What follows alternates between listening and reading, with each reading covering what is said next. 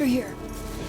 What the gameplay needs to do is immerse you in the world, give you as many interesting actions to survive in this world and overcome obstacles. And obstacles could be infected, it could be other people, it could just be the environment, it could be rushing water, anything that could happen in this post-apocalyptic world. Are you clean? Yeah. But more than anything, it needs to put you in Ellie's shoes, that you're experiencing what Ellie's experiencing, making you feel what she feels. Because the more we do that, the more the emotional beats of the story work for us, and the more they work for us in this very unique way that only works in video games.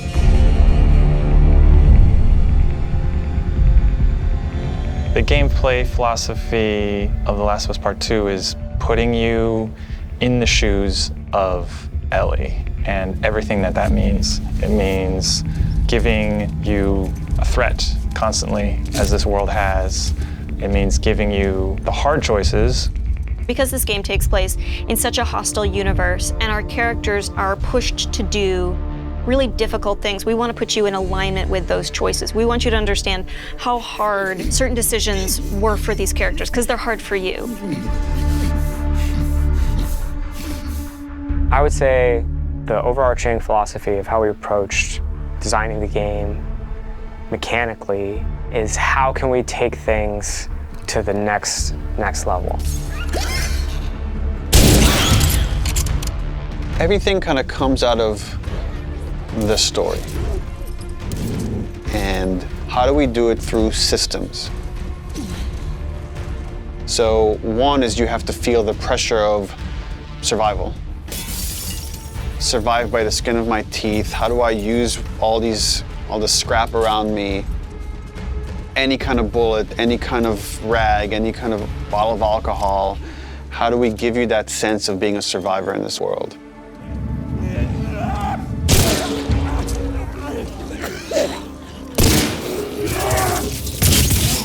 Ellie is very small compared to Joel and more nimble. How do we make you feel like you're not the strongest person in the room, but you still should be able to rise to the challenge and survive, you know, a fight with a bunch of people that are all bigger than you? So therefore it meant creating a character and systems and mechanics that allow you to be much more nimble. And that's where we added a jump button. Deal. In the first game we had a clamber button, but not really jumping.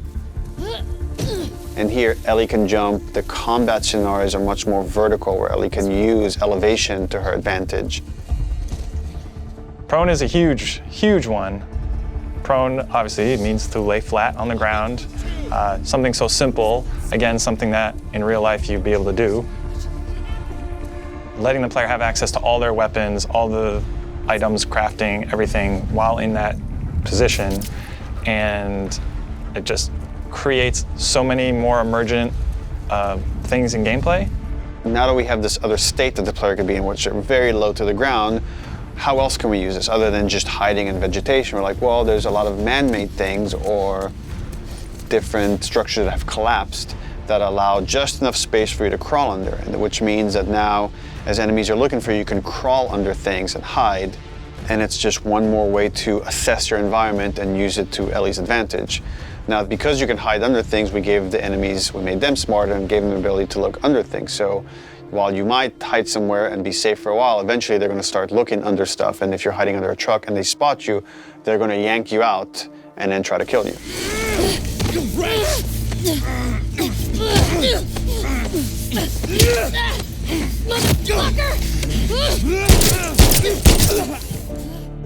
Dodging is a big one, because now with dodge, anytime you're in a scuffle, you have a chance to get away.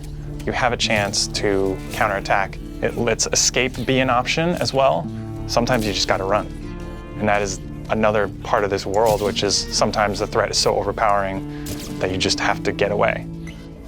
When you are partially hidden, or you're in grass, that means people from afar can't see you, but people from closer can kind of see you. They will eventually acquire you. You're not completely hidden when you're in grass. She went into the grass. Watch yourself. And it makes you as a player become much more aware of your surroundings.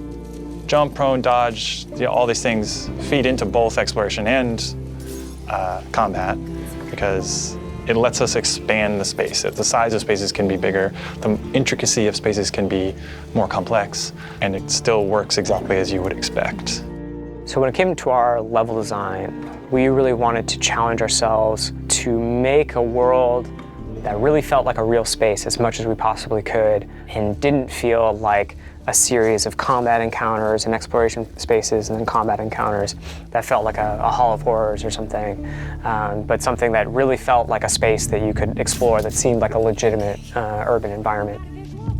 And that pushed us to make our level design even more open than it was in the first game, which for us at the time was pretty open. In this game, we've gone so far in making the level design open that there are actually entire story moments, entire combat encounters, like full scripted sequences that you may completely miss.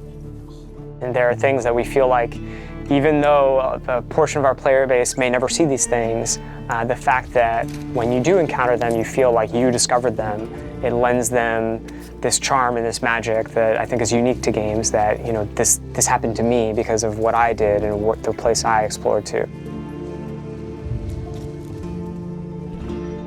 Crafting is very much about a payoff to exploration, meaning that when you enter new spaces, you want to look around for supplies. You want to open drawers and cabinets and look for different things that will allow you to craft either items that can help you heal, items that can help you attack multiple enemies at once, such as the Molotov or the landmine that Ellie can craft.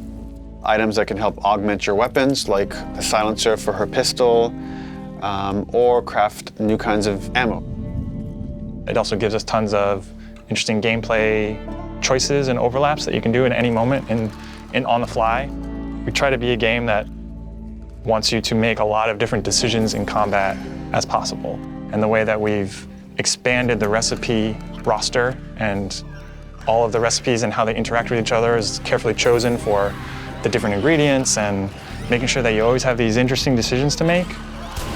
We put a much stronger emphasis on the importance of the choices you make in the long term for your character. Be useful. Through the weapon upgrade system, through the player upgrade system, there aren't enough resources in a single playthrough to fully upgrade your character. The choices that you make, you're going to have to live with, and we wanted to make sure that all of the choices that you made had a really noticeable and tangible effect on the way that you play.